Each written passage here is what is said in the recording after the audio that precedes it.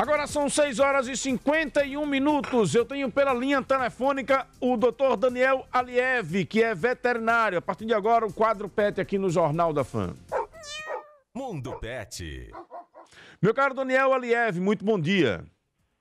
Bom dia, Narciso. É um prazer, né, estar aqui com vocês no Jornal da Pan, falando um pouco, né, sobre os animais, falando um pouco sobre os cuidados e principalmente sobre temas relacionados aí à saúde pública. Meu caro Daniel, leishmaniose, que orientações a gente precisa passar às pessoas sobre este assunto? Então, a leishmaniose, né, é uma doença infecciosa, né, causada pelo mosquito, né, o mosquito flebótomo, né, que é popularmente conhecido aí como mosquito palha. Esse mosquito ele faz a transmissão, né, de um protozoário, né, principalmente a Leishmania chagassi, né, um protozoário, que quando o mosquito ele faz o repasse de sangue, né, ele suga o sangue de um animal contaminado ou de uma pessoa contaminada e faz a transmissão, né, desse protozoário, né, para outros animais sadios ou para outras pessoas sadias. Então a contaminação, né, da leishmaniose ocorre principalmente, né, através da picada, né, e da transmissão desse protozoário através do mosquito, né, flebótomo. Daniel, com relação a dados de Sergipe, em termos de quantidade de animais infectados, que dados a gente pode trazer? Isso, a leishmania, ela tem uma ocorrência muito alta aqui no estado do Sergipe, principalmente em Aracaju, né, por Aracaju concentrar um clima favorável, né, ao aparecimento e desenvolvimento desse mosquito. É um mosquito diferente, né, do mosquito da dengue, né? O mosquito da dengue, ele costuma, como todos nós sabemos, né, costuma se procriar, se desenvolver em água parada e limpa, né? Já o mosquito flebótomo, que é o transmissor da leishmania, ele se desenvolve em matéria orgânica, ou seja, terreno baldio, casca de árvore, dejetos orgânicos. Então, Aracaju, né, ele tem uma característica de ter muito terreno baldio, muito lixo. Então, é um ambiente adequado, né, para o desenvolvimento desse mosquito, que é o causador principal, né, da disseminação desse agente transmissor, que é a leishmania. Os números, eles são bem alarmantes, Narciso. Então, a quantidade, né, de animais infectados, né, pela leishmania, ela vem aumentando de maneira significativa, né, no decorrer dos anos. Isso é uma coisa muito importante, que os proprietários, né, desses animais, eles devem ter atenção, né, e sempre estar fazendo medidas que vá evitar, né, a instalação desse mosquito em sua residência ou a picada do mosquito aos animais. Então, hoje já existem, né, vacinas aprovadas pelo Ministério da Saúde, né, que podem ser aplicadas nos animais. Existem também as medidas como instalação de telas na janela, nas portas, para evitar o acesso desse mosquito ao interior da residência. Existem também as coleiras repelentes, né, à base de deltametrina, que são aplicadas também, são colocadas no animal, para evitar que o animal seja picado por esse mosquito. Então, os dados, eles são alarmantes e vêm aumentando o número de casos no decorrer dos anos. Esses dados, eles estão voltados, existe uma seletividade, digamos assim, para os animais que são cuidados aí por famílias em vulnerabilidade social, ou independente do local de moradia, os animais estão, assim, digamos assim, no alvo da leishmaniose? Independente de moradia. É independente porque esse mosquito, ele é como o mosquito da dengue, né? Esse mosquito, ele começa a se desenvolver em locais onde existe um ambiente ali favorável. Então, o primeiro ambiente favorável, né, para o desenvolvimento é a temperatura, né? Então, Aracaju é uma cidade com temperaturas altas e chove constantemente. Então, ali é um ambiente adequado para esses animais. E o outro fator é o local, né? Então, esse mosquito ele se desenvolve em matéria orgânica, ou seja, casca de árvore, terreno baldio, dejetos orgânicos. Então, né, independente da localização, né, se é na periferia, se é no centro urbano, esse mosquito está em todo o território de Aracaju. Ele se desenvolve em todo o território praticamente. Quais são os principais sintomas que os cuidadores precisam estar atentos? Os sintomas eles são bem clássicos, né? Então, um dos sintomas mais clássicos, né, que a gente pode identificar que o animal está com a leishmania, é claro que para a identificação precisa, é importante fazer os exames, né? Existem os exames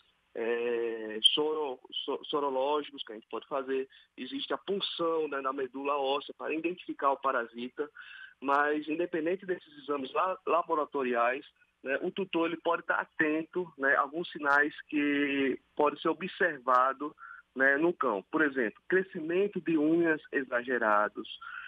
O animal começa a ficar magro, apesar de estar se alimentando bastante, o animal começa a emagrecer. E o sintoma mais clássico que tem são feridas pelo corpo. Então, feridas na ponta da orelha, queda de cabelo ao redor dos olhos. O animal ele começa a ficar com o fígado aumentado de tamanho, então dá uma impressão assim que o animal está ficando magrinho e as costelas todas arqueadas, né? A costela aumentada de tamanho. Então o animal magro, o animal com feridas no corpo, o animal com crescimento exagerado das unhas, pode ser um sintoma característico de que esse animal esteja com a doença da leishmaniose. A transmissão para humanos? Sim, a transmissão para humanos através da picada do mosquito. Então, o mosquito... Em contato direto com o animal infectado, não? Não. Para a transmissão, ela precisa se desenvolver, né, o protozoário ele precisa se desenvolver dentro do mosquito. Então, o mosquito, ao inocular o sangue de um hospedeiro, de um animal ou de um ser humano contaminado, esse protozoário dentro do mosquito ocorre um desenvolvimento para a sua forma contaminante. E aí sim, quando o mosquito pica um animal ou um ser humano novamente, aí sim ele está fazendo a contaminação aí do protozoário da leishmania. Então, o contato direto entre uma pessoa e o animal é quase zero, né, que exista essa contaminação. A contaminação realmente ela precisa passar pelo mosquito. Então, por isso, né, que é tão importante a gente estabelecer medidas preventivas para evitar a instalação desses mosquitos, como a instalação de telas, né, nas janelas, o uso de repelentes, nos animais, as coleiras, as vacinações, para que evite, né, esse pastoreio, né, do mosquito, onde ele vai fazer ali o seu repasse, né, onde ele vai sugar o sangue do animal ou de um ser humano para passar para outro. Lembrando que uma coisa interessante é que é o mosquito da fêmea, né, o plebótomo fêmea, né, que faz essa inoculação aí do sangue, né, para fazer aí o repasse para outros animais ou para seres humanos. E uma coisa interessante, Narciso, além do ser humano, outros animais como o gato pode se contaminar, o saruê, né, que aparece muito aqui em Aracaju, a raposa. Então, assim, a maioria dos mamíferos eles podem se contaminar também com a leishmaniose. Estamos conversando aqui no Jornal da Fã, no quadro PET, com o veterinário Daniel Aliev, na pauta a leishmaniose. Meu caro Daniel, em termos de assistência, você já colocou aí as medidas que precisam ser tomadas. Em muitas vezes, os tutores dos animais buscam a iniciativa privada, buscam aí as clínicas veterinárias para esta vacinação.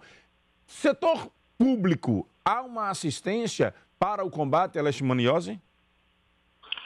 No momento é bem carente, né, dessa assistência do setor público para medidas preventivas, né, para a disseminação aí da leishmaniose, né? Hoje em dia, infelizmente, né, só o setor privado mesmo, as clínicas veterinárias, estabelecimentos veterinários, disponibilizam, né, de vacinas, orientações para realizar, né, a imunidade e a prevenção, né, da disseminação aí do mosquito da leishmaniose. Então, hoje em dia, infelizmente, né, existe uma carência, né, do poder público, né, para tentar diminuir, né, um pouco aí a incidência, né, da transmissão da leishmaniose. É importante ressaltar que os cães, eles não são o mal, né, porque às vezes as pessoas ficam achando que o animal com a leishmaniose, esse animal é o centro, né, é o causador da disseminação, né? O verdadeiro vilão dessa história, Narciso, é o mosquito.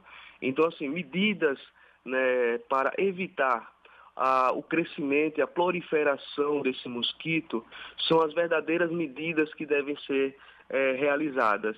Então, a orientação, né, é no foco aí da tentativa de diminuir o número de mosquitos nos bairros, nas residências e em áreas de foco.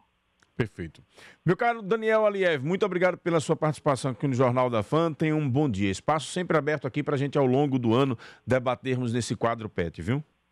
Eu que agradeço, estou à disposição para esclarecimentos e falando um pouquinho aí sobre a saúde dos animais, que é um prazer. Tá aí, portanto, mais um quadro PET aqui no Jornal da FAM. Mundo Pet.